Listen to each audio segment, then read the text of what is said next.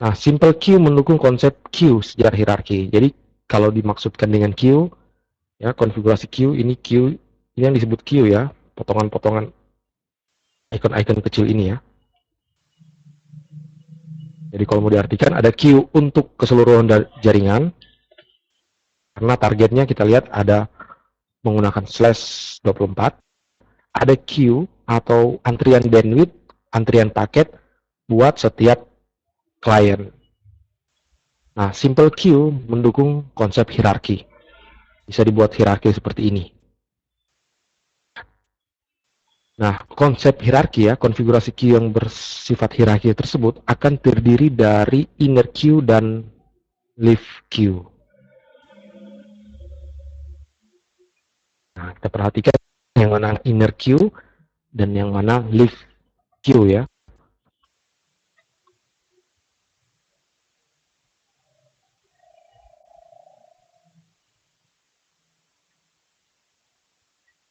Yang inner queue adalah queue teratas. Kita lihat seperti ini. Ini adalah inner queue. Nah, sedangkan yang leaf queue itu adalah yang menjadi anaknya.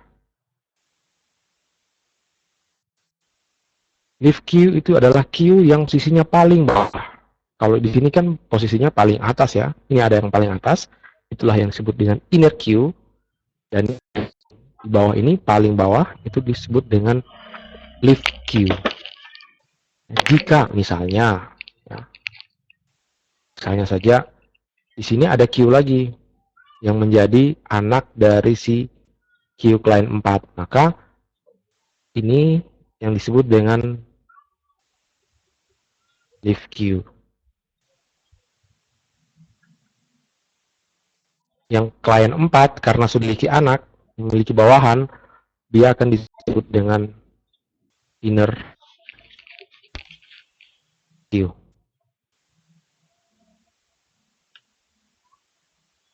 Jadi pada slide ini mudah-mudahan teman-teman sudah bisa membedakan ya mana inner queue, mana leaf queue. Leaf queue adalah queue yang paling bawah, ya, konfigurasi queue yang berada paling bawah. Sedangkan inner queue yang bisa di atas, di tengah-tengah, ya, namun dia tidak yang paling bawah.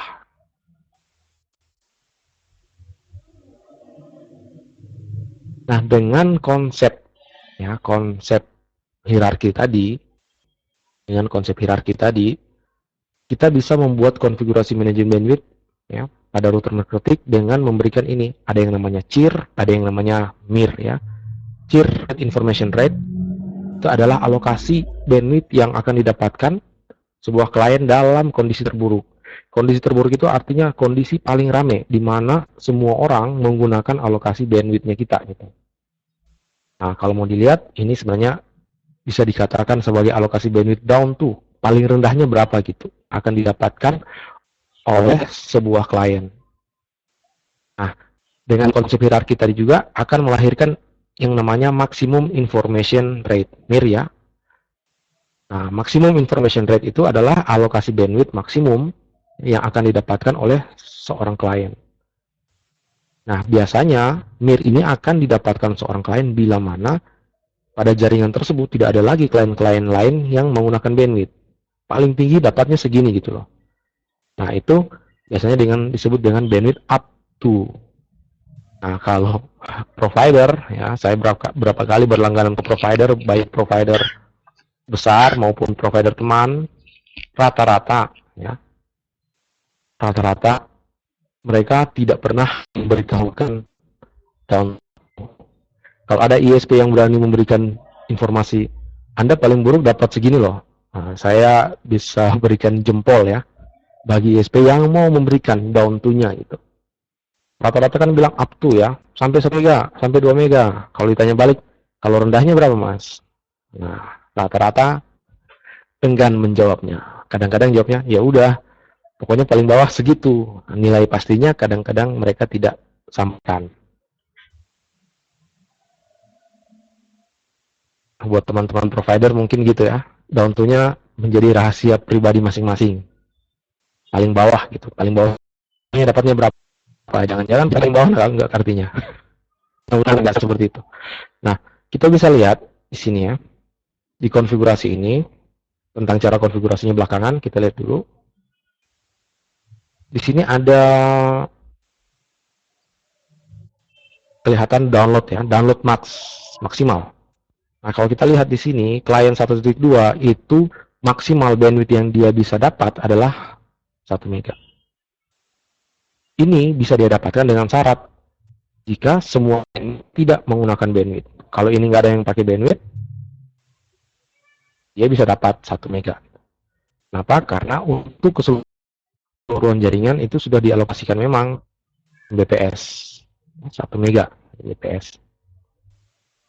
Nah, berarti jika semua klien-klien ini tidak ada yang menggunakan bandwidth, klien 1 yang IP-nya 192.168.1.2 itu bisa mendapatkan 1 Mbps. Nah, bagaimana kalau 4 klien menggunakan bandwidth, semuanya aktif melakukan download misalnya ya. Nah, berarti bandwidth, sehingga di sini kelihatan bahwa setiap klien itu akan mendapatkan alokasi paling rendah 256 kbps. Nah, itulah yang dimaksudkan dengan tadi. Ini kirnya, ini mirnya.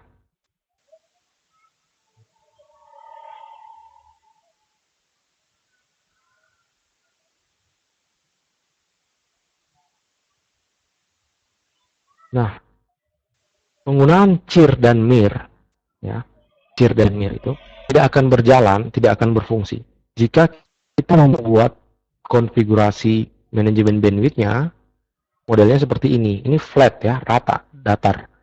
Nggak ada inner queue, nggak ada leaf queue, datar. Jika kita buat konfigurasi seperti ini tidak akan berfungsi. Parameter limit add yang menyatakan bandwidth CIR ya, down to-nya paling rendah tidak akan berfungsi. Yang ada, akhirnya ini yang aktif, dan karena mungkin bandwidth yang masuk ke jaringan ini hanya 1 mega, berarti 4 klien ini saling berebutan. Jadi pokoknya saling kejar-kejaran. Saya maunya dapat 1 mega. Si ini bilang ya, ini juga bilang saya juga mau 1 mega. Saya juga bilang ini juga mau 1 mega. Ini juga sama, mau 1 mega. Nah, berarti untuk konfigurasi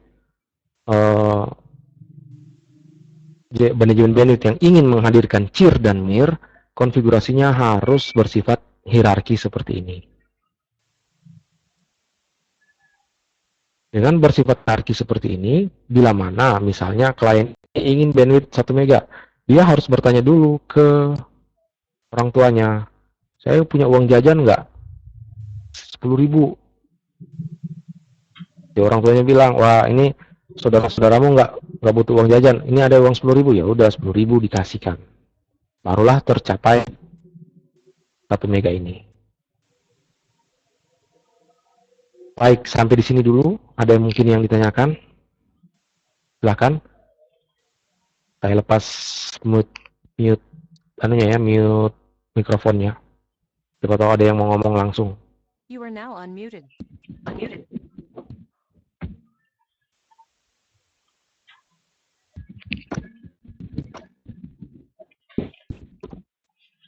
Jika dua user, oke. Filosofi bermain manajemen bandwidth, kita ambillah filosofi orang tua yang punya 4 anak. Ya, orang ini punya 4 anak, orang tuanya yang ini ya, bapaknya ini.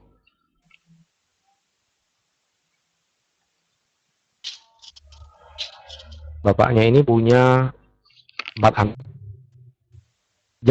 Uang jajan setiap hari itu 10.000. Ya, 10.000.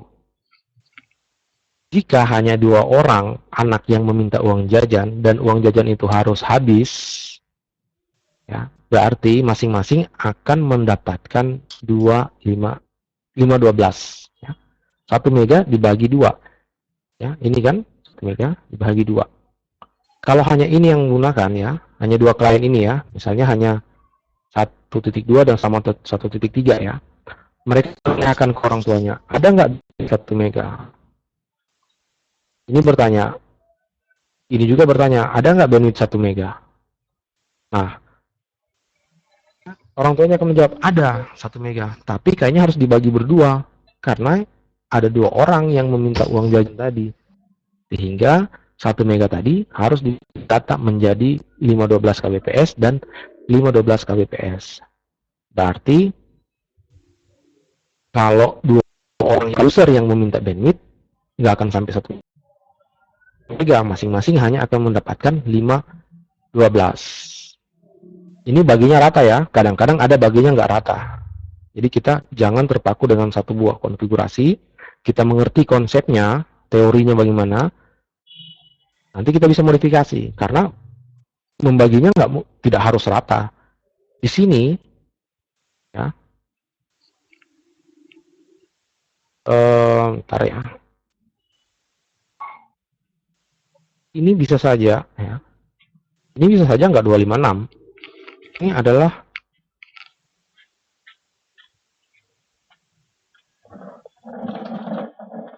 kalau kita sentimen mungkin ya, bisa saja kayak gini, nggak harus 1 mega dibagi rata 256 nggak, bisa saja seperti ini. Baik, terus dari Mas Orza ada pertanyaan, download max limit tadi sama dengan mir. Max limit maksimum ya, sama dengan mir.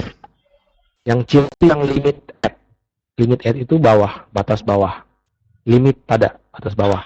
Max limit adalah mir.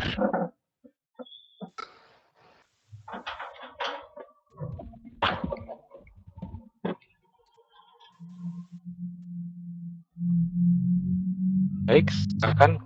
Nggak ada yang bertanya dulu. Ini konsep dasarnya, konsep paling dasar. Karena ada beberapa, saya lihat di postingan di forum, katanya kalau main sim nggak bisa bagi-bagi bandwidth, nggak bisa sharing-sharing bandwidth, bisa kok menggunakan simple queue, itu juga bisa melakukan pembagian bandwidth, asal syaratnya hierarki seperti ini.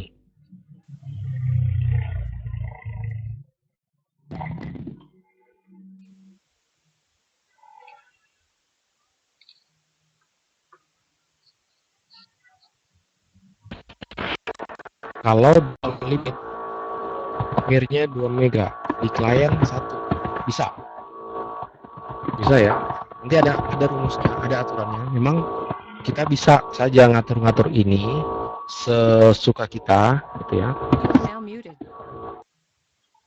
bisa saja kita ngaturin sesuka-suka kita, tapi itu ada beberapa aturan nanti di slide berikut. Tapi untuk pertanyaan Mas Teddy tadi, kalau di all limit mirnya 2 mega apakah bisa?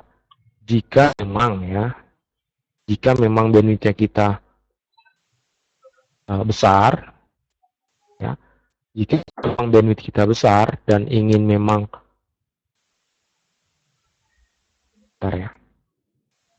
dan jika memang ingin di sini adalah 2 Mbps, itu bisa. Nanti ada rumusnya, ada aturannya sebenarnya.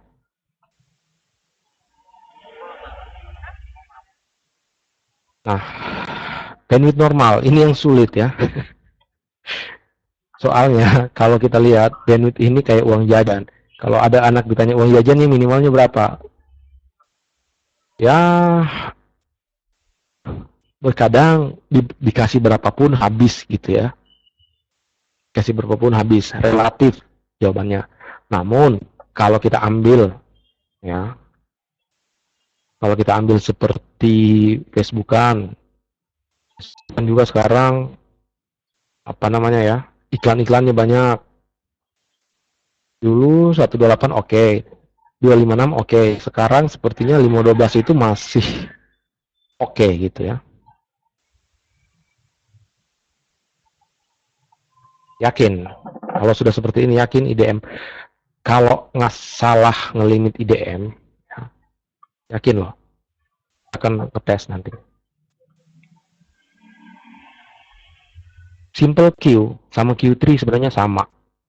Kedua-duanya menggunakan metode manajemen bandwidth ya, metode antrian HTB, hierarchical token bucket.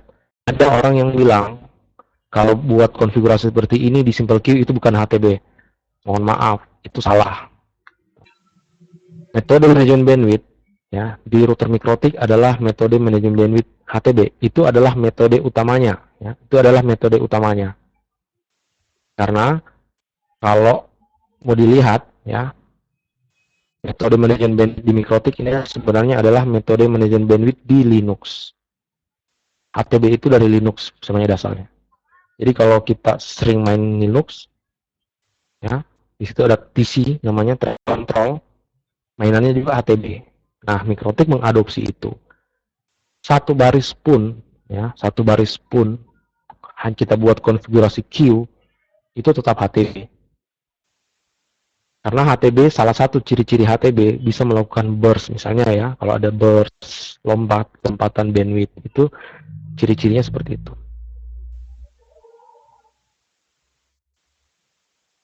Biasanya ya, kita kalau melakukan manajemen bandwidth,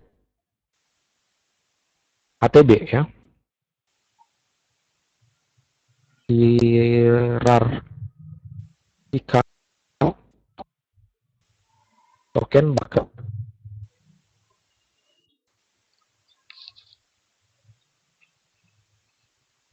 Sebelum belajar HTB, ya kalau memang ada yang misalnya yang mau ngambil tugas akhir, yang mau ngambil penelitian, ya sebelum belajar HTB mungkin dipelajari dulu metode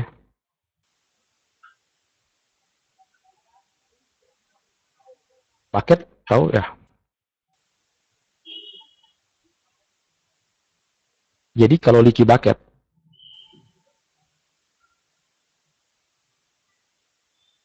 lucu sebenarnya, ember bocor.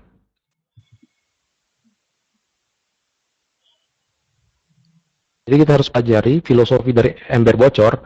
Nanti kita akan ketahui, oh ternyata manajemen bandwidth antriannya seperti ini. Coba ambil, ya, ambil ember, isi beras, atau ambil ember, isi air, terus embernya dibolongin kecil gitu. Apa yang terjadi? Menetes perlahan-lahan kan? Nah, dasar algoritma manajemen bandwidth diambil dari contoh itu. Ambil ember, isi beras, bolongin satu. Kita anggap beras itu adalah paket. Maka paketnya akan jatuh satu persatu. Lubangnya besar, berasnya akan jatuh lebih banyak. Tapi dalam kecepatan yang konstan kan? Atau pasir ya. Masukin pasir dalam ember, terus dibocorin di bawahnya. Pasirnya akan jatuh perlahan-lahan. Itu sebenarnya prinsip yang diambil. Ember bocor. Jadi kalau misalnya mau belajar teorinya, coba browsing hierarchical token bucket, ya. Tapi jamin, nggak ada literatur mikrotik yang membahas teori hierarchical token bucket. Yang ada nanti muncul kalau di search di Google adalah penjelasan tentang Linux, terutama traffic control. TC namanya ya. Kalau di Linux namanya TC, TC.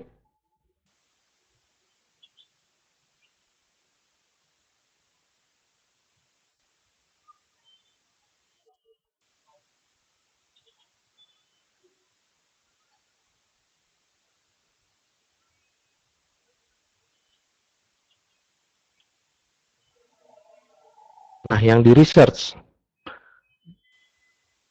kalau kalau bicara research bukan kita bicara training ya. Biasanya kalau research itu kan di kuliahan ya, di kuliahan. Bagaimana bagaimana ya kalau kita mau research bagaimana algoritma apa yang digunakan oleh si token bucket sehingga bandwidthnya itu bisa disuplai kayak gini, dibagi-bagi kayak gini.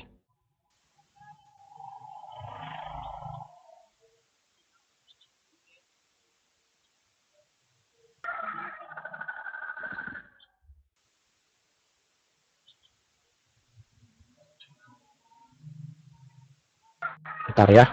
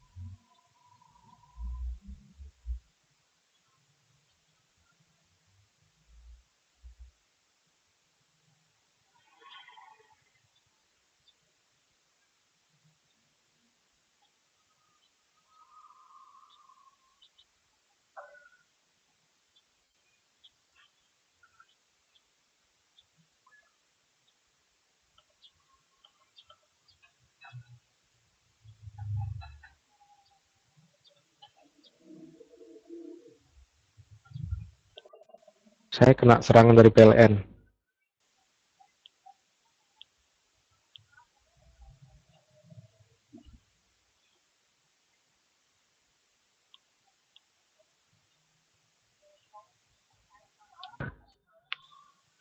Tubi-tubi sampai semua perangkat mati.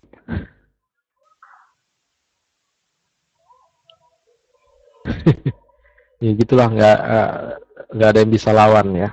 Kalau PLN yang nyerang.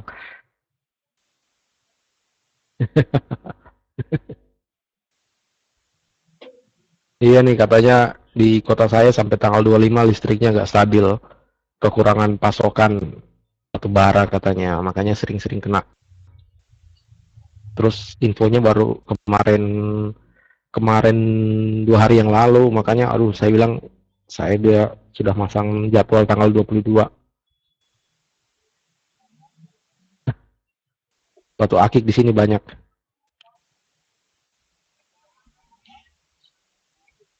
Kalau PLN namanya power cut.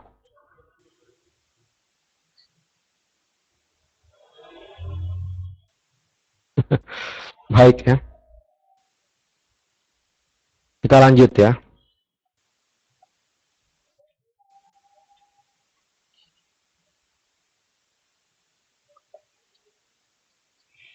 Iya, Sulu Tenggo katanya memang sampai sampai Manado. Baik, kita lanjut. Cek, cek, cek.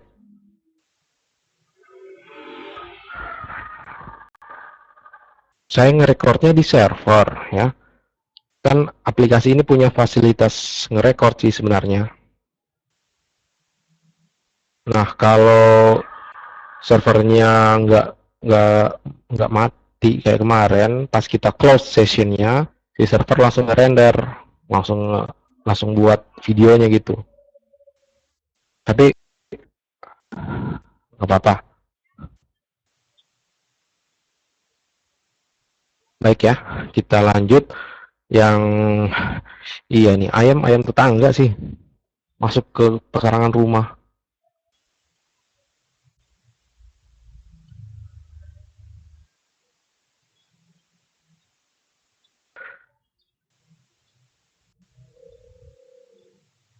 Nah, sampai di sini ada yang mau ditanyakan dulu. Tadi kan sampainya gini, di sini nggak harus 1 M ya. Misalnya di sini 1 M, di sini 2 M, itu nggak masalah sih sebenarnya. Ya, nggak masalah kalau misalnya harus seperti ini. Jika memang alokasi bandwidth yang masuk ke jaringannya kita memang dari ISP-nya itu 2 mega gitu.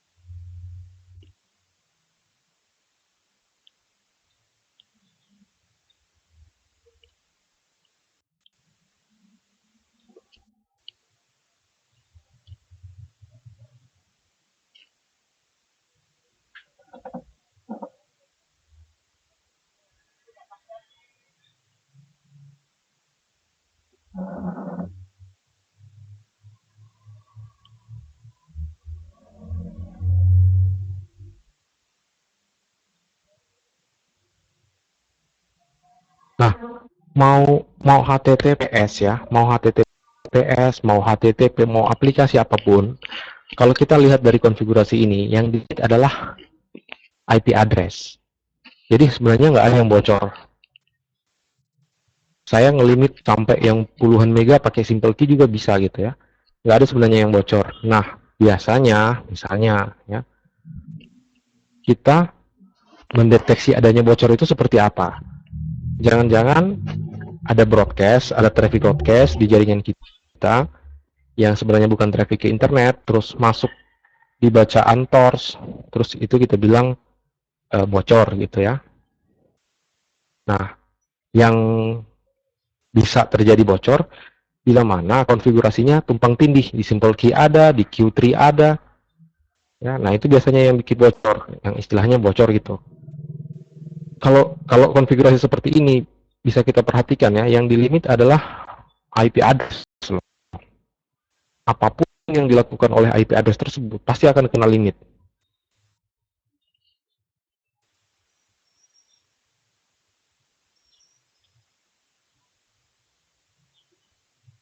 Di simple key sebenarnya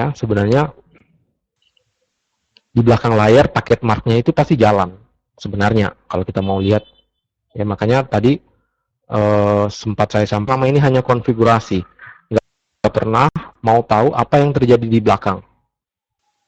Nah kalau untuk simple queue, pertanyaannya perlu paket mark apa enggak? Tidak wajib tapi bisa, gitu ya. Nggak wajib tapi bisa, itu maknanya, nggak wajib tapi bisa.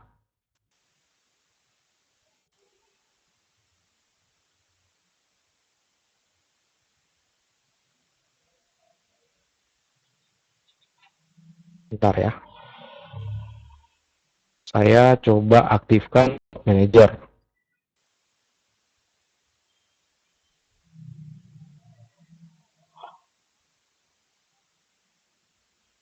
Saya mau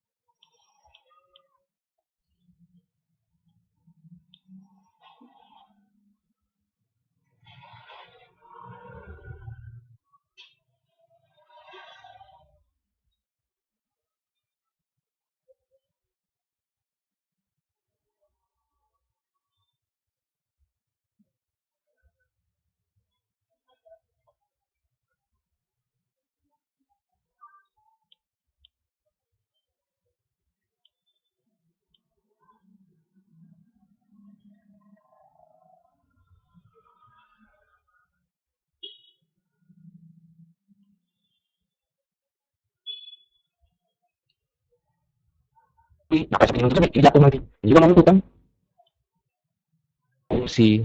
Karena kan kita menjanjikan limit edge itu kan kita menjanjikan bandwidth terendah. Nah, bagaimana kita mau janjikan bandwidth terendah, sedangkan kita punya jatah itu di atas hanya 1 mega. Dia kan pasti akan nuntut. Dia pasti akan nuntut kan? Dia pasti akan nuntut loh. Saya 768 loh. Oh, kurang nggak apa-apa. Misalnya ya, kurang itu nggak masalah. Kalau kurang seperti ini, karena sentimen, kita kasihnya begini. Nah, ini nggak masalah, kan kurang. Ya, 512 ditambah 256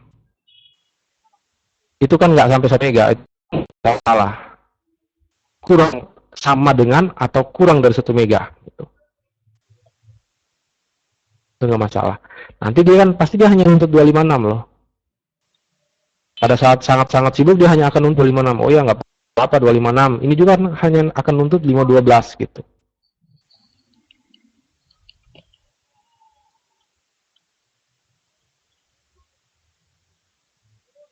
Gimana? Ada yang ingin ditanyakan dulu?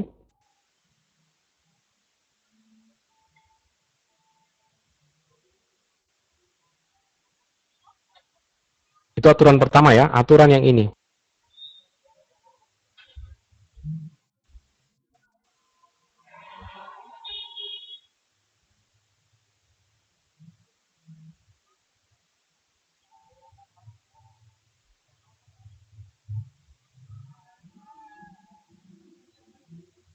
Nah, sebenarnya Q3 berlaku ya, inner Q aturan seperti ini berlaku baik di inner Q maupun di leaf Q gitu. Kalau PCK sebenarnya hanya untuk meratakan gitu ya, meratakan bandwidth yang masuk gitu. Nanti mungkin di sesi-sesi berikut kita akan lihat pengaruh PCK itu seperti apa ya, baik di simple Q maupun di Q3. Namun kalau pertanyaannya adalah inner Q dan leaf Q berlaku untuk konfigurasi Q3, ya sama. Sebenarnya simple Q3 sebenarnya sama sih sebenarnya. Hanya berbeda di cara konfigurasi. Tapi sebenarnya yang dilakukan di belakang layar itu sebenarnya sama. Posisi-posisinya ada kok, mirip itu sebenarnya. Nah, terus kita lihat ya, aturan kedua. Aturan kedua mengatakan nilai mir atau maksimum pada setiap leaf Q itu tidak bisa melebihi max limit pada inner Q. Yang maksudnya ini, 1 mega max limit itu tidak boleh lewat dari ini. Kurang boleh, sama dengan boleh.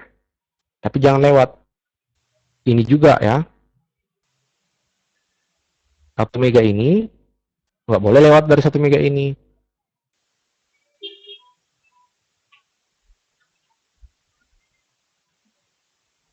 Kalau kita memberikan dia misalnya kita berikan dia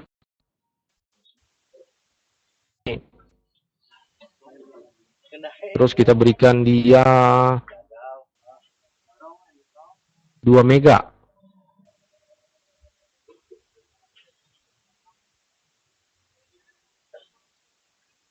Nah, dia kan pasti akan nuntut. Loh, saya katanya dijanji paling tinggi 2 mega. Dia akan nuntut ke sini kan? Dia akan nuntut sini. Saya katanya dijanji 2 mega. Nah, ternyata orang tuanya bilang, waduh, uang jajan bapak cuma 10.000 nak. Nggak bisa ngasih lebih. Nah, nanti anaknya bilang, loh, siapa suruh bapak janjinya 20.000. Nah, gitu. Jadi masalah bandwidth kayak orang tua yang menjanjikan uang jajan kepada anak-anaknya.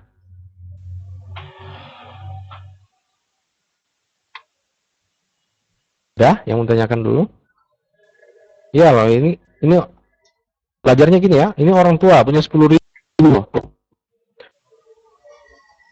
Terus, kalau kita nanti masing-masing kamu nak, si tertua, si sulung 5.000 ya. Adikmu juga 5.000. Nah, itu nanti kalau misalnya adekmu nggak butuh jajan, kamu bisa dapat 10.000 ya. Gitu jalan ceritanya. Atau ya kalau punya 4 anak berarti harus 256 kalau bagi rata ya. Kalau bagi rata. Tapi kan bisa aja nggak bagi rata. Misalnya yang bungsu bayi. Bayi kan nggak perlu duit jajan.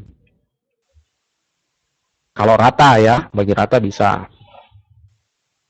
Misalnya ini adik bayi nih, yang ini. Adik bayi kan nggak butuh duit jajan besar kan. Nilai-nilai ini kan bisa kita kurangi yang ini. Yang penting nggak lewat.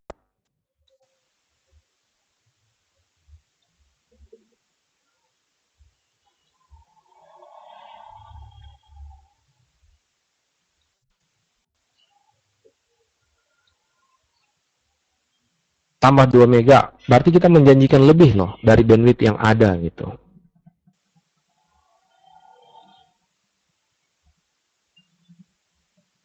Nah, kalau 4 anak, limit bawahnya 512 ya, 512. Masing-masing akan narik-narik loh. Karena kita menjanjikan, sebenarnya maknanya ini, kita akan menjanjikan ke klien ini bahwa Anda itu sudah dijamin. Sudah dijamin, sudah digaransi 512. Nah, kalau kita memberikan jaminan yang sebenarnya kita tidak punya alokasi bandwidthnya, narik-narik. Nah, kecuali kayak itu, minjam tetangga sebelah.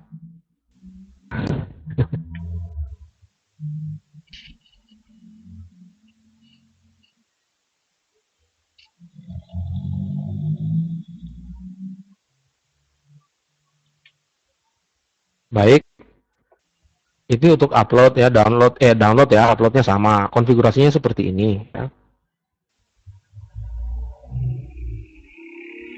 Konfigurasinya seperti ini. Nah, kalau childnya 4, berarti saya kembalikan ke sini ya, gambarnya. Childnya 4. Ini ya, childnya 4. Yang online 2.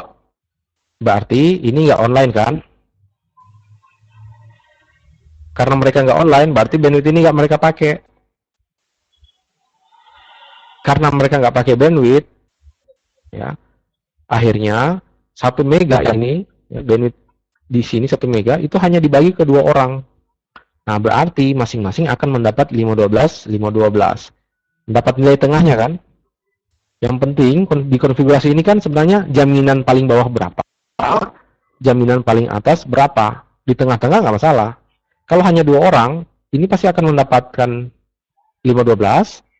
Klien yang ini juga akan mendapatkan 512. 1 mega dibagi 2. Dan 512 itu berada di tengah-tengah nilai ini kan? Karena kita akan menjamin 1 mega paling atas, 256 paling bawah.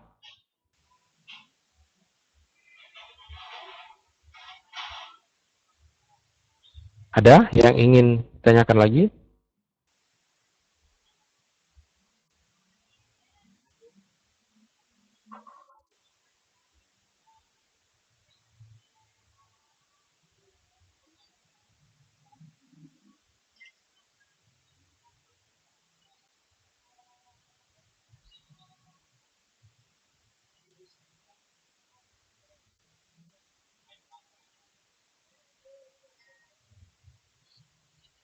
Baik, konfigurasinya ya. Bagaimana kalau kita tahu, kalau dikonfigurasi gini. Bentar. Ini, kalau kita melakukan konfigurasi, isi uploadnya di sini, batasan uploadnya di sini, ya, yang ini. Kalau batasan downloadnya yang ini.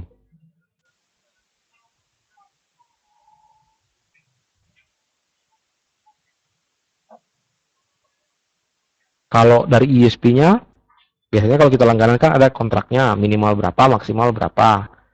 Kalau mau uji bandwidth kita, ya bisa nggak gunakan speed test kan, speedtest.net. bisa gitu.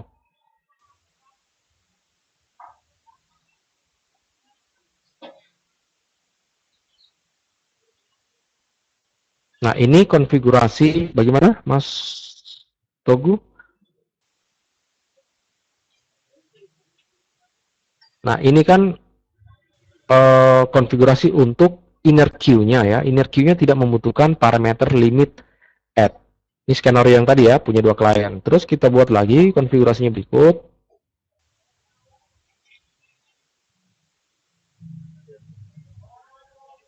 Konfigurasi berikut. Ini PowerPoint-nya lambat loading. Nah, konfigurasi berikut kita buat untuk yang klien pertama. Contohnya gini. Dinamakan ya, queue-nya dinamakan klien 1, targetnya 1.2, ya, max limitnya 1M ya, paling atasnya kan ini mir-nya ya, mir upload, mir download 1 mega. Terus ini cheer-nya. Nah, cheer upload dan cheer download itu cheer-nya dikonfigurasikan di bagian tab advance. Terus kita jangan lupakan bahwa ini adalah live queue, berarti harus mencari induknya, harus mencari inner queue-nya.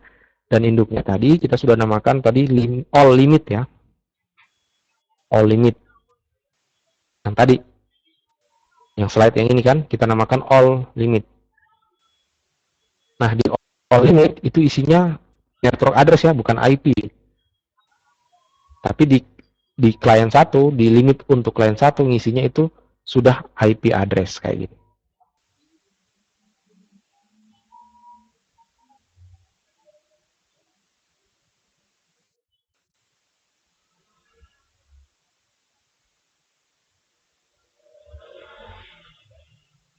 Nah, dia akan otomatis loh. Terus ini kita buat lagi ke klien 2 ya, buat kita namakan klien 2, IP-nya klien 2 berapa? 1.3 ya. Terus 1 mega, 1 mega gitu ya. Ini maksimal mir-nya ya. Mir upload, mir download. Pilih tab advance untuk konfigurasi cheer-nya. Cheer-nya di sini. Cheer untuk download, upload ya. Cheer untuk download. Batas bawahnya. Terus jelaskan bahwa karena ini adalah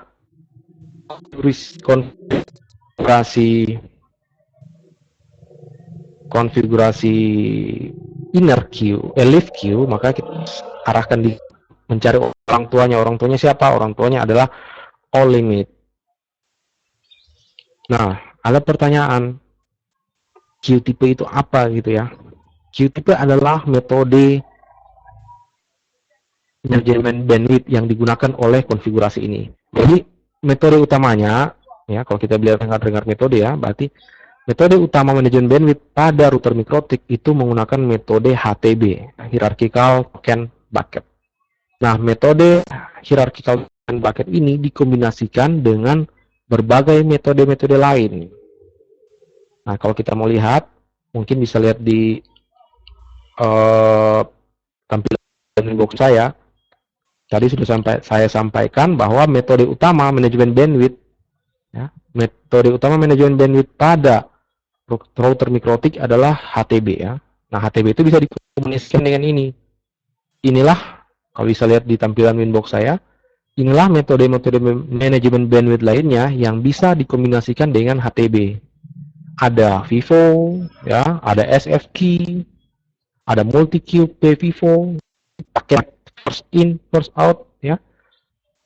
Ada per connection queue, PCQ, ada RED, random early detection. Nah, secara default kalau menggunakan ya, kalau kita menggunakan simple queue, secara default kita akan diberikan pilihan default small. Ya, default small. Mikrotik saya sudah bisa dilihat ya. Ke-share ya. Share kan? Ada kan?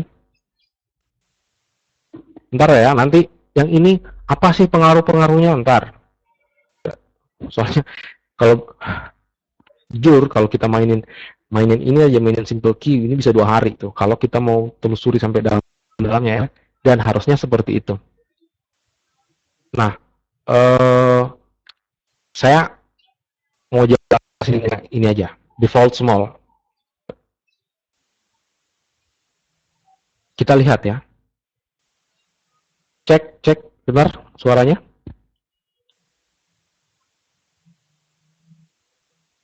Nah, tadi ada pertanyaan, QTP itu apa sih? Sekarang kita sudah bagi, ya, kita sudah bagi si klien ini, kita sudah berikan si klien 1.3 alokasi bandwidth maksimum 1 mega, minimum 512, ya, 512. Satu klien loh kita sudah berikan. Anggaplah ya, anggaplah di jaringan ini nggak ada yang browsing, tinggal dia sendiri gitu, tinggal klien 2 dengan IP 1.3, tinggal dia sendiri.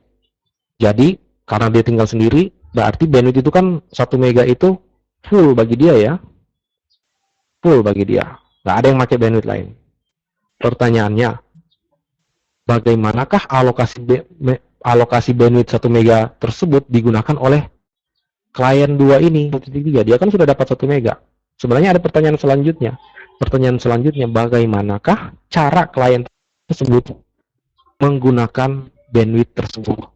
1 mega loh. Nah, kalau kita mau jawab pertanyaan seperti itu, bagaimana klien itu menggunakan alokasi bandwidth 1 mega? Kita harus lihat di sini tipenya apa. Oh, tipenya default small. Nah, terus kita cek di bagian di mikrotik saya ya, bisa lihat kan default small. Kalau kita lihat di situ kind PVIVO ya, paket first in first out. First in first out artinya siapa yang duluan masuk dia yang duluan keluar, siapa yang duluan datang dia yang duluan diproses. Itu first in first out, siapa cepat dia dapat gitu. Nah, karena si klien 1.3 ini diberikan metode siapa cepat dia dapat, maka kalau klien ini ternyata bukanya Mozilla-nya banyak, downloadnya banyak, ya, downloadnya dia mungkin dia mendownload 5 film sekaligus, 5 film itu speednya nggak akan sama rata. Ada film yang cepat, ada film yang lambat. Karena kenapa? Karena alokasi bandwidth 1 mega yang diberikan kepada dia tersebut itu masih menganut prinsip siapa cepat dia dapat. Nah, kalau ternyata di komputer dia itu ngedownloadnya banyak, downloadnya nggak akan rata. Ada yang cepat, ada yang lambat. Yang mana duluan di download itu mungkin yang akan lebih cepat. Itulah makna si default small. Siapa cepat dia dapat. Itu untuk satu klien ya. Klien. Misalnya dia download, dia buka YouTube, ya, download lagi dari Ganul, berbagai macam aplikasi yang dia jalankan, itu speednya tidak akan sama. Kenapa? Karena ternyata alokasi 1 mega 1 Mbps tadi diberikan kepada klien 2 itu dengan cara first in, first out. Oke, ada yang menanyakan masalah itu lagi? Masalah Q-tipe ya, Q-tipe.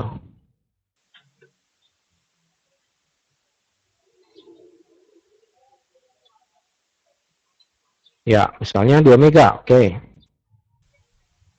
Untuk 4 klien.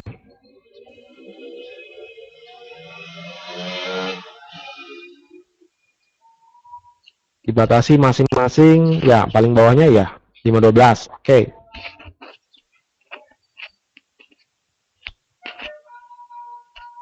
Ternyata yang hidup cuma 2, baik.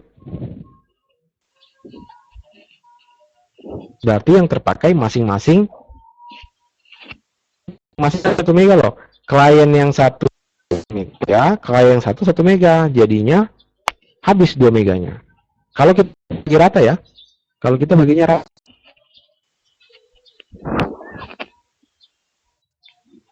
dan 512 itu batas bawah. 512 itu batas bawah loh, batas paling bawah dalam keadaan terburuk. Tapi kan ada namanya maksimum, berarti bisa saja dia berada di antara 512 dan 2 mega. Karena masih sisa. Kalau ada bandwidth masih sisa di orang tuanya akan dibagi rata.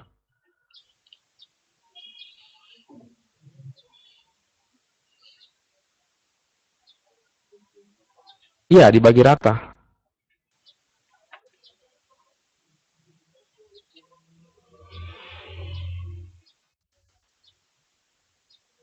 Nah, ntar Mas Togo ya, saya jawab dulu. Satu klien buka 5 YouTube, sementara klien 2 buka 1 YouTube.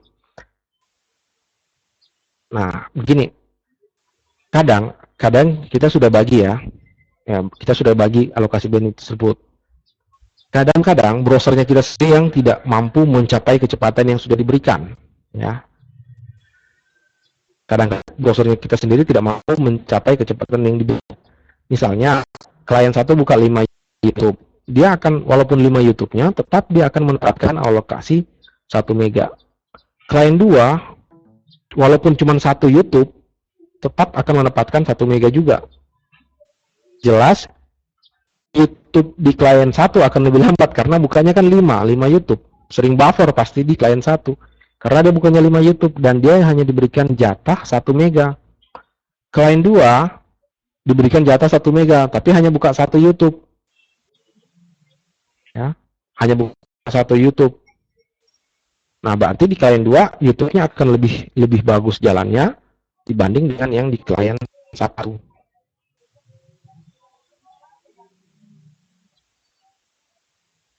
Enggak, 512 itu batas bawah, ya. Enggak. Klien 512 itu batas bawah, 2 Mbps itu batas atas. Jadi bisa saja berada di antara itu. Yang penting tidak lewat 2 mega dan tidak jatuh di bawah 512.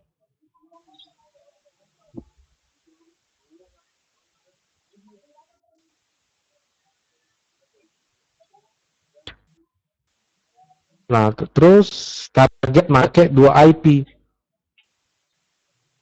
Nah, kalau tadi ada pertanyaan ya Mas Upet, kalau targetnya make 2 IP atau lebih, nah, simple key konfigurasi ini kan bacanya IP address ya, bacanya IP address. Berarti kalau misalnya satu klien menggunakan 2 IP, simple key akan mendeteksi bahwa itu 2 komputer. Berarti komputer itu kalau dia kucing-kucingan seperti itu, pakai 2 IP, ya. Sedangkan simple queue kita itu mendeteksinya ada 2 IP, dia menganggap itu adalah 2 komputer, berarti masing-masing IP akan mendapatkan 1 mega 1 mega. Karena simple key kan nggak tahu itu IP itu dari komputer mana gitu. Dia hanya mendeteksi dari address-nya. Oh, IP-nya ini 2. Berarti 2 klien sih sebenarnya. Jadi masing-masing IP akan mendapatkan 1 mega 1 mega.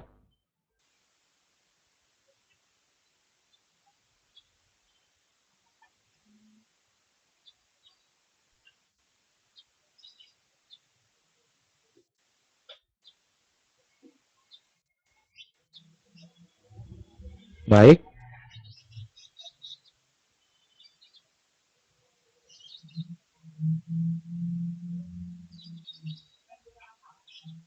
Hasil akhirnya seperti ini ya, konfigurasi tadi 2 klien ya, 1 mega 512 512.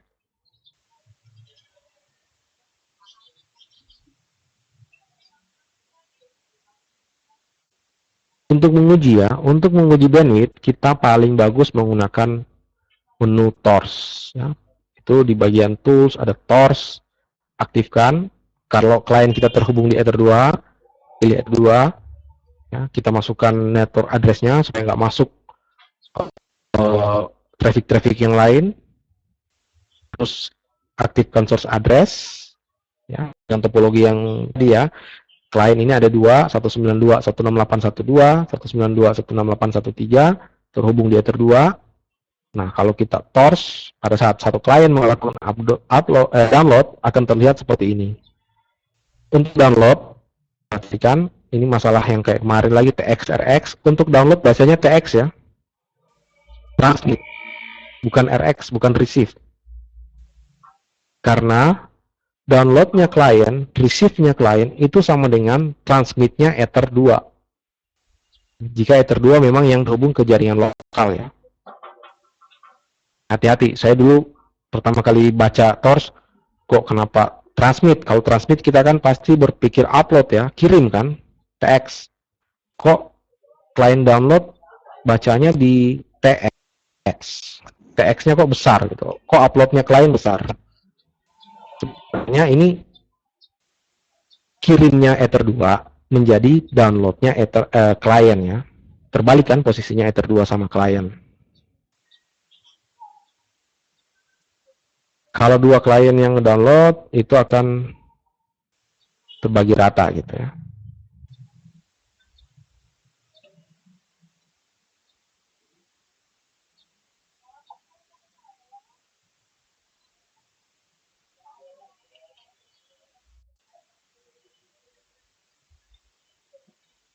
Kalau dua klien yang ngedownload modelnya kayak gini ya, rata 512 512. Oke, itu bandwidth tidak akan jarang kita akan menempatkan 512 pas bermain ya, nilainya pas naik dan turun gitu. Ada sebenarnya penjelasan teori di dalam itu kenapa kadang-kadang bandwidth itu tidak akan pas di 512, pasti kadang naik kadang turun gitu. Kalau download, pertanyaannya ya, kalau download max limit parent unlimited,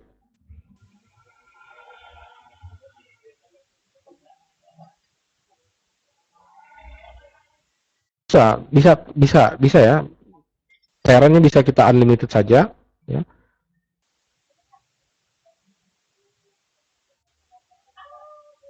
Yang kebagi rata itu sebenarnya bagian bawahnya ya, bagian bawahnya. Tapi sebenarnya paling paling paling baik itu max limit di parent ya, max limit di inner queue itu tetap ada sebagai batas atas.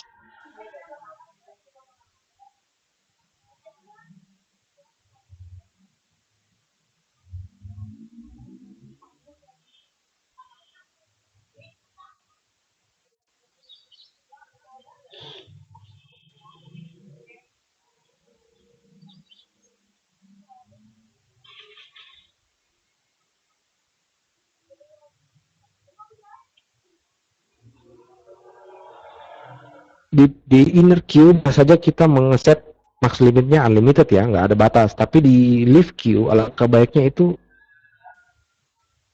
dikonfigurasikan untuk max limitnya, karena itu akan dia selalu akan menuntut bandwidth lebih daripada yang di situ. Saya nggak lihat mungkin dari pertanyaannya.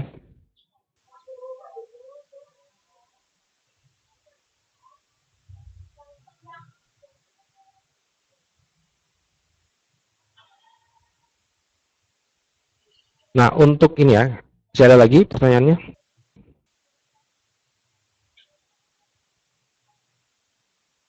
Jadi di inner queue bisa saja unlimited, tapi di live queue, kalau kita ngeset unlimited, dia akan menuntut tanpa batas.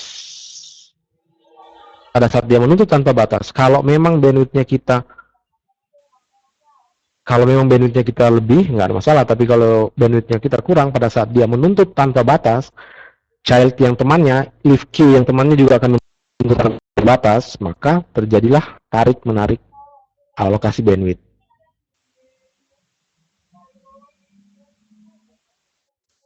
Terus bisa diingat juga ya, manajemen bandwidth manajemen bandwidth perlu kita terapkan kalau memang terjadi kalau ilmu manajemen bandwidth itu namanya ilmu QoS ya, quality of service. Kalau terjadi yang namanya congestion.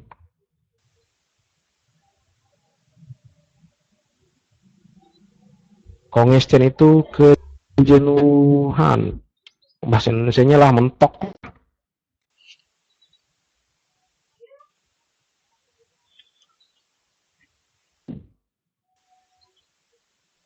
antrian ya di SPBU, antrian dibuat kalau BBM sedikit, pelanggannya banyak kan?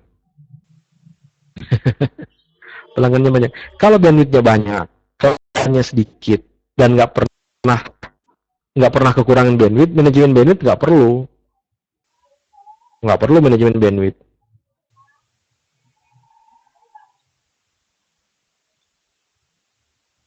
Bandwidth 10 mega, yang make kadang-kadang FB doang, ya. Orang klien FB doang, handphone doang. Terus kita lihat, make bandwidthnya hanya 5 Mbps sih paling tinggi. Ya sudah, nggak perlu ada manajemen bandwidth. QoS dibutuhkan kalau terjadi congestion. Mentok ya, datanya itu mentok.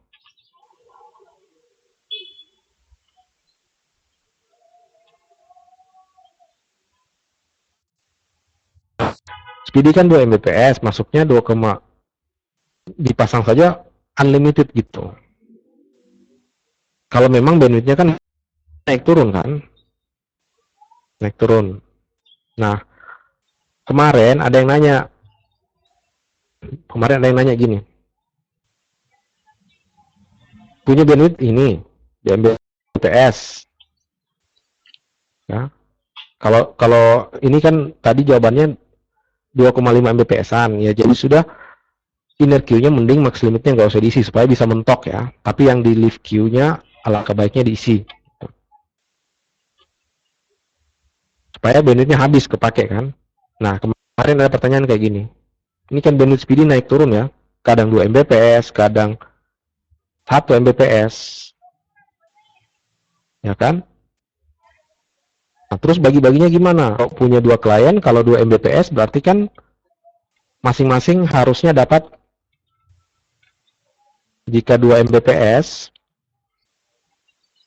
masing-masing kan harusnya dapat cheer-nya ya.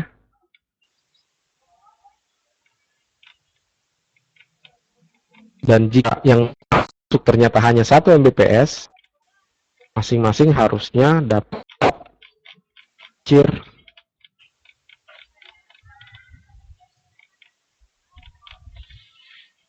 Itu kan harusnya. Nah, ini susah. Kadang speedy naiknya 2 mega, kadang dia turun sampai 1 giga. Ada yang punya solusi dengan kondisi seperti ini supaya baginya tetap adil ya. Pada saat speedy turun, nah batas bawahnya kan harus dijamin juga.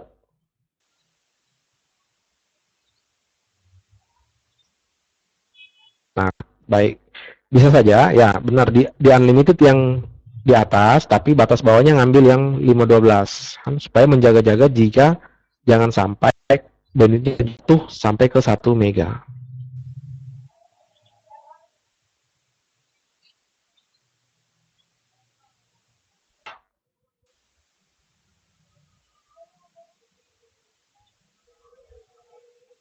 Ya, parent bisa di unlimited saja gitu. Tapi yang leave queue-nya kita ngeset limit nya yang ambil yang batas bawah yang 512.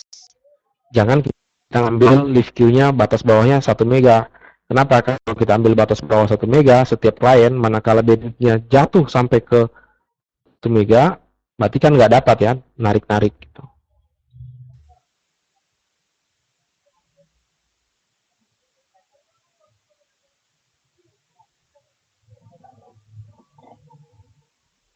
Iya, di unlimited saja.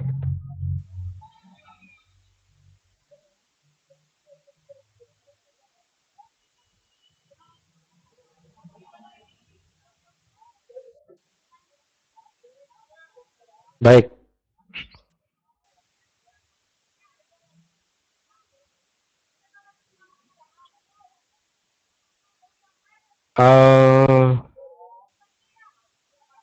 Lanjut ya. Untuk jaringan dengan jumlah komputer yang banyak atau dengan jumlah yang sulit diprediksi, artinya kita nggak bisa ya, kadang-kadang jumlahnya sekian, kan harus bagi-bagi. Tadi kalau kita belajarnya 4 klien bagi 256, 2 klien bagi 512, agak manual kita membaginya. Nah, kayak pertanyaan tadi, bagaimana kalau 1000-an orang atau kadang-kadang 1000, kadang-kadang 500.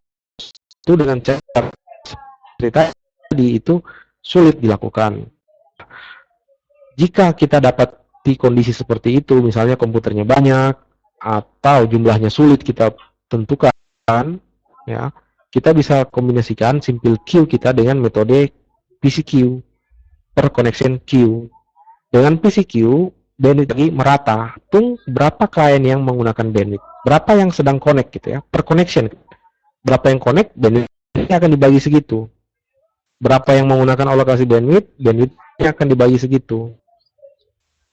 Pembagian bandwidth dengan PCQ itu hasilnya akan seragam. Ya, kita tidak punya pilihan cheer dan mir yang berbeda-beda setiap klien. Semuanya akan seragam. Tapi walaupun begitu sebenarnya masih bisa diotak-atik ya. Kalau kita ngerti konsepnya, kita akan masih bisa ngerti.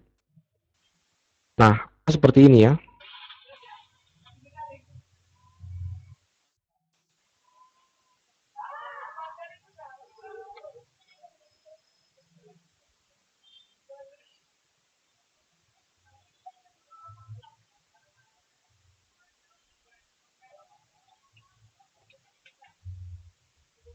Kalau lambat. Nah, seperti ini. Bandwidth contoh yang masuk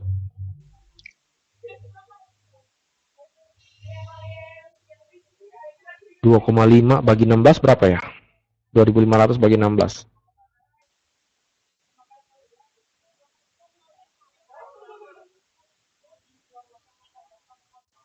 Bentar, bagi 16. Saya lagi buka aku 156 loh. 156 kbps.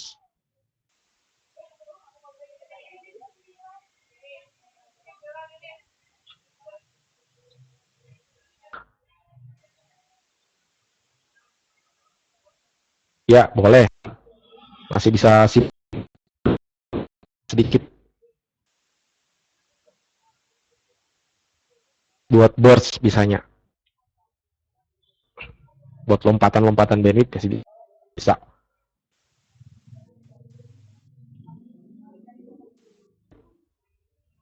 Sini nggak jelas ya naik turunnya kapan gitu.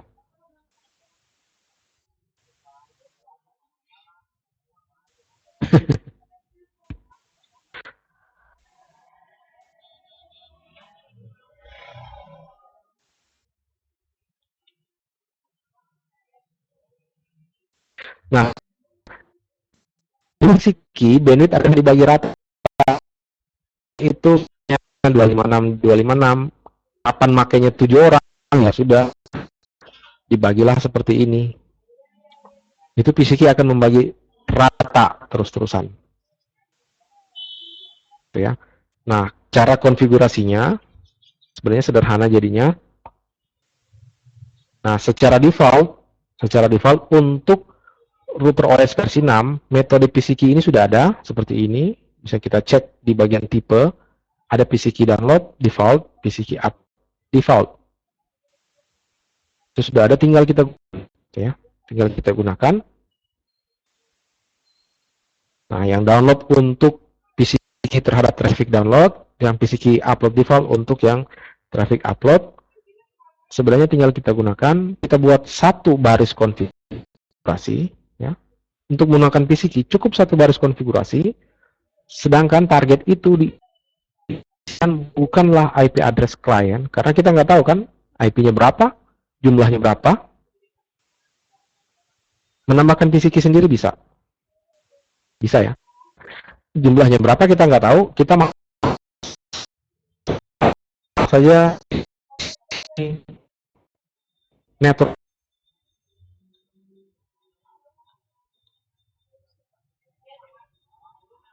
address.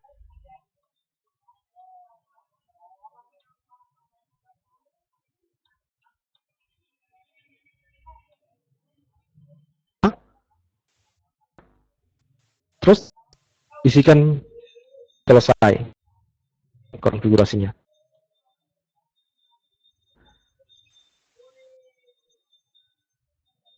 Hanya satu baris untuk satu satu jaringan penuh, berapapun jumlahnya.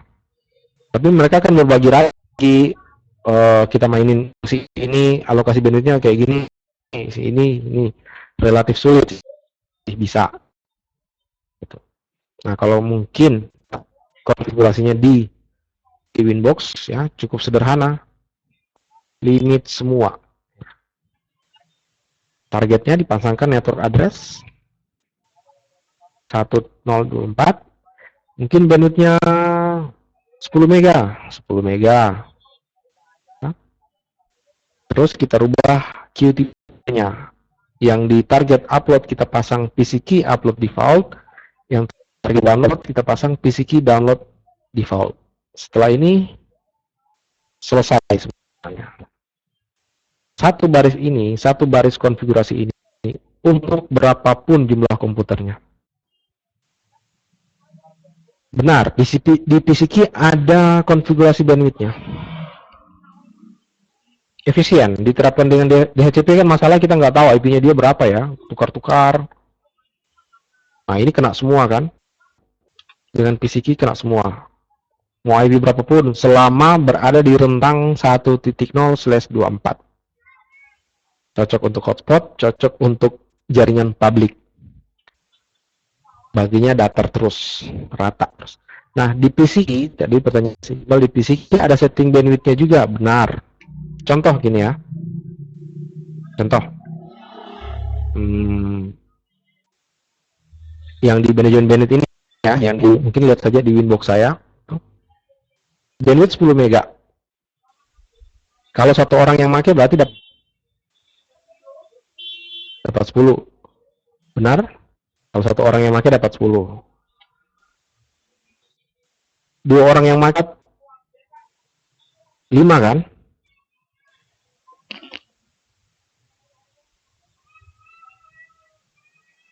Empat orang pakai dapat 2,5 2,5. 10 orang pakai dapat masing-masing 1 kan? Benar begitu? Fisiki ya. Alokasi 10M. Satu user berarti masing-masing dapat, satu user berarti dapatnya 10M. Dua user masing-masing dapatnya 5M. 4 user masing-masing dapatnya 2,5 miliar. 10 user masing-masing dapatnya, oke. Nah, kita perhatikan, buat bisa lihat mungkin di PC download ya. Kita lihat saja yang download dulu. Saya klik 2 kali. Di sini ada PC key rate sebenarnya. Rate-nya 0. Rate-nya 0 berarti ya masing-masing user itasi unlimited, tergantung berapa band yang ada. Namun misalnya di sini saya ganti jadi 1M. Contoh ya, PC key rate-nya menjadi 1M. Berarti skenario berikutnya, skenario lainnya, PC dapat alokasi 10M, namun dengan PC key rate sama dengan 1M. Ini apa yang terjadi? Satu user itu nanti dapatnya M. Maaf ya, satu user 1M. Dua user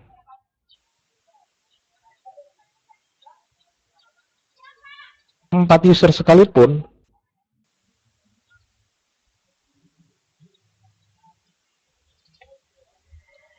lima user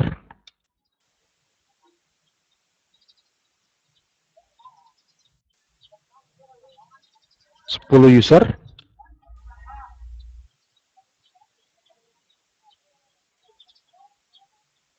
20 user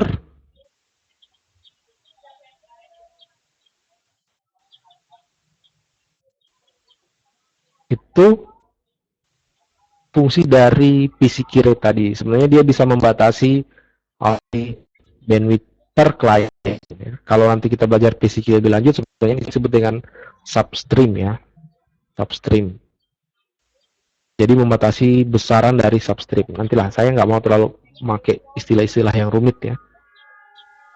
Kita ceritanya kan cerita biasa saja gitu. Nah, inilah yang akan dilakukan oleh PCQ. Terkait tadi pertanyaannya, ada batasan bandwidthnya? Iya, benar. PCQ punya batasan bandwidth. Kalau mau dilihat di sini, di Q tipe PCQ banyak ya pilihannya. Ada classifier, kapan sih pakai source address, kapan sih pakai source port, destination port, terus source address mask itu juga fungsinya apa. Ya, nantilah di kesempatan berikut. Kalau di ilmujaringan.com itu ada training advance manajemen bandwidth, durasinya 30 jam. 30 jam hanya mempelajari simple queue dan queue tree.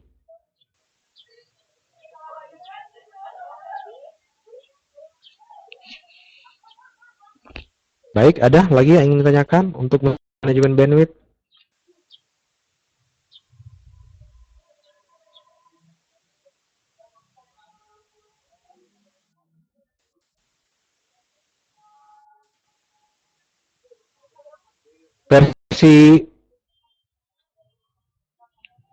Versi offline-nya modifikasi powernya, karena saya harus nyoret-nyoretnya kan. Versi offline itu presentasinya nggak seperti ini, dia panah-panahnya sudah. Kalau yang ini versi online kadang-kadang saya kan main coret-coret ya, main coret-coret gitu. Nah, tadi pertanyaannya masuk Ted, gimana kalau yang on 10 tapi 5 user yang ada 5 user yang traffic nggak jalan? Dia bukan menghitung berapa yang, tapi berapa sebenarnya yang melakukan koneksi untuk mengambil bandwidth. Ya. Jadi kalau misalnya ada 10 user tapi yang aktif hanya 5, berarti PCQ hanya akan membagi ke 5 orang. Karena namanya per connection queue ya, berarti dia menghitung koneksinya. Kalau 5 user, ya, 5 user jalan, berarti itu nggak pakai. Terus ada 10 orang, berarti dianggap oleh PCQ yang aktif itu hanya 5 orang. 5 nggak jalan kan, 5 jalan. Berarti bandwidth 10 mega akan dibagi 5. Berarti masing-masing dapatnya 2 mega. Nah, pertanyaannya jadi panjang.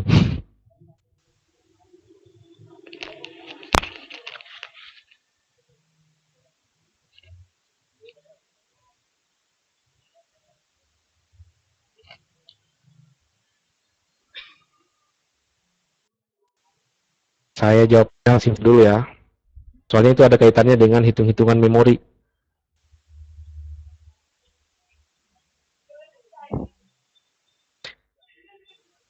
Di PCQ ya, ini satu aliran ini itu dianggap menjadi disebut sebagai substream sebenarnya ya. Substream. Nah, di sini terlihat bahwa ada satu substream karena hanya ada satu user gitu. Di sini terlihat ada 2 substream.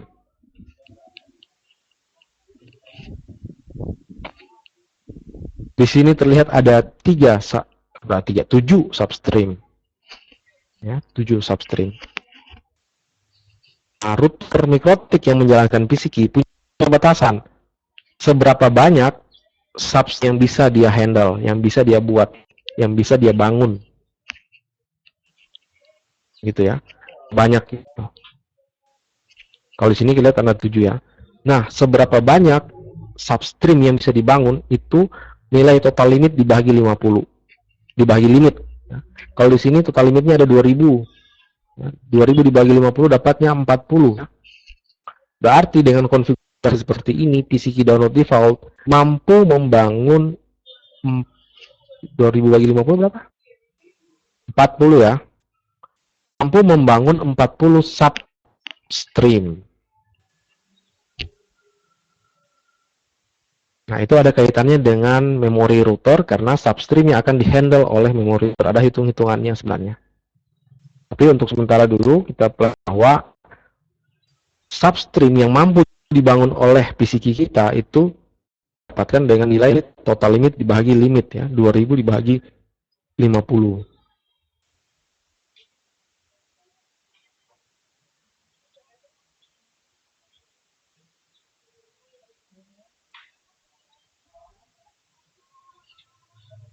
Baik, ada lagi yang ingin ditanyakan sebelum kita rehat di break ya, coffee break untuk manajemen bandwidth. Tenang, di intermediate itu ada lagi manajemen bandwidth. Naik-naik ya. Dari dasar naik gitu. Karena kalau kami di ilmujaringan.com sebenarnya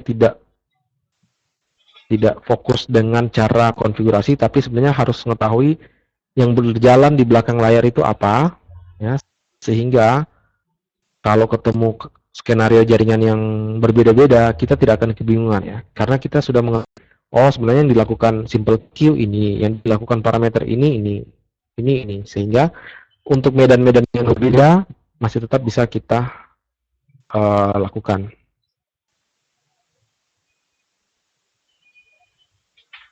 Pelimitan nggak harus baku.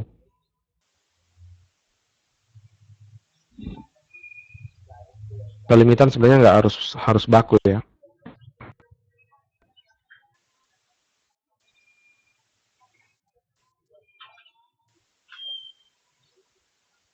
Bisa sebenarnya. Nggak harus baku.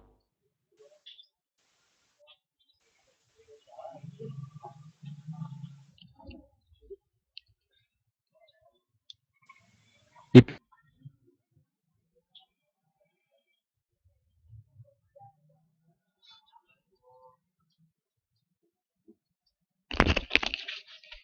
PCK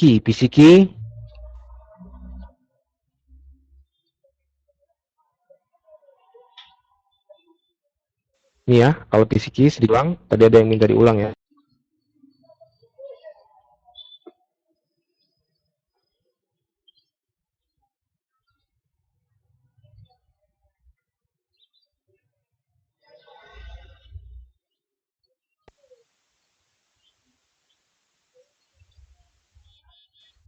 Seperti ini. Itu untuk membagi rata.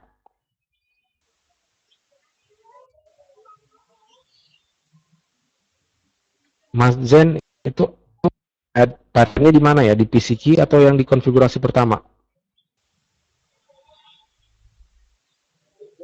Config-nya ya. Oke. Config-nya gini.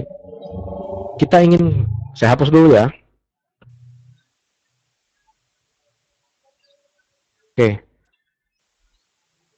Kalau kita ingin menggunakan PCK, kita punya jaringan 192.168.1.0/24. Kita tinggal nambah kayak gini. Oke. Taruhlah limit semua. Mungkin lihat di inbox ya. Targetnya dipasangkan network address, bukan IP address di client. Oke, seperti ini. Terus dan max limitnya 10 mega contohnya ya. 10 mega. Dan kemudian kita pilihkan, kalau begini bahasanya ya, ini kan 1.0 ya, kita berikan ke semua orang yang ada di jaringan ini. Masing tingginya bandwidth yang akan masuk ke jaringan ini adalah 10 mega. Ya, 10 mega. Ke jaringan yang isinya 1.1, 1.2, dan 1. Entahlah seberapa, kita nggak tahu jumlahnya. Nah, pasti mereka akan berebutan kan? Kan banyak anggota dari ini kan pasti banyak. Mereka akan berebutan. Nah, supaya tidak berebutan, kita masukkan PCK download default untuk yang download, PCK upload default untuk yang upload. Selesai ya seperti ini konfigurasinya. Untuk PCC selesai ya, satu jaringan selesai.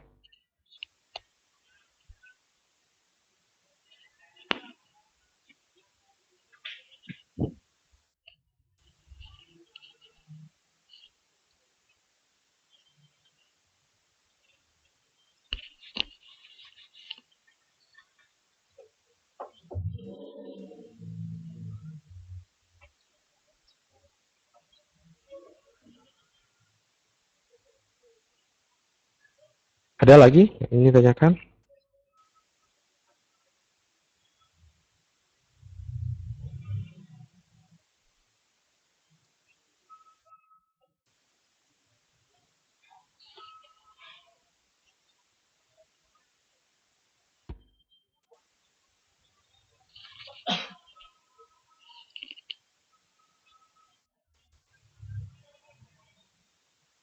Baik, kalau jelas mungkin kita istirahat 15 menit ya.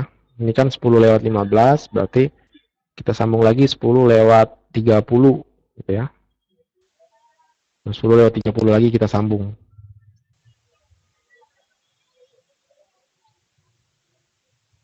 Mic-nya saya unmute. Atau ada yang mau ngobrol sambil ngopi, silahkan.